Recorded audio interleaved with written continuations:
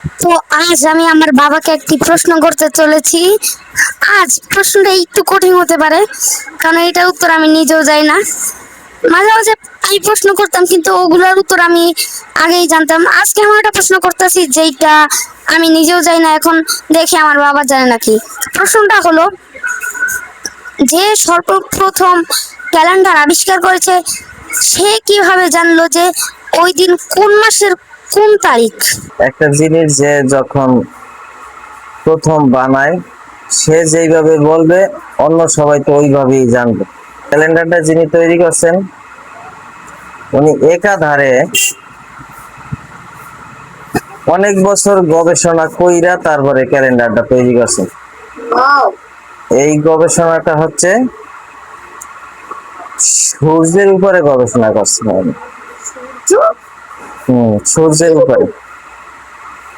সূর্যটা এক এক টাইমে এক এক রকমের তাপ দেয় পৃথিবীতে, এবং এই সূর্যের উপরে নির্ভর করে মেঘ, বৃষ্টি, নদীতে জোয়ার ভাটা, এই সমস্ত কিছু গবেষণা কইরা তারপরে ক্যালেন্ডার তৈরি করছে। আমি আর একটা উদাহরণ দিতে চাই, যেমন আমার কাছে একটা ভোটার আইডির ফটোকপি আছে, ঠিক আছে? এই ভোটার আইডি কার্ডটা ভালো করে দেখো, ভোটার আইডির ফটোকপি আছে। যখন পৃথিবীতে ভোটার আইডি নামে কোনো আইডি ছিল না, তখন কিন্তু কেউ এটার নাম জানতো না।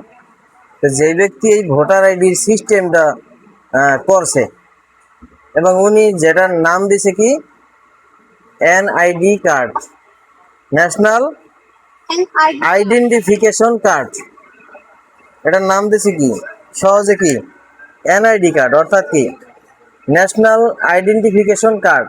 এখন এইটার নাম উনি যেটা দিছে পৃথিবীতে ওইভাবে করে ছড়াই গেছে। আমরা সবাই জানি এটার নাম কি ন্যাশনাল আইডি কার্ড, কিংবা বাংলায় বলে ভোটার আইডি কার্ড।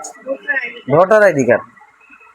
তাই ওই ব্যক্তি যিনি এইটা তৈরি করছে উনি যেভাবে সিস্টেম দেখাই দিছে, আমরা ঠিক ওইভাবেই কাজ করতেছি। এখন এটার নাম দিছি ভোটার আইডি কার্ড, এবং সমস্ত কর্মক্ষেত্রে এই ভোটার আইডি কার্ড এখন মানে অতীব জরুরি এবং অত্যন্ত গুরুত্বপূর্ণ একটা বিষয় বহন করে।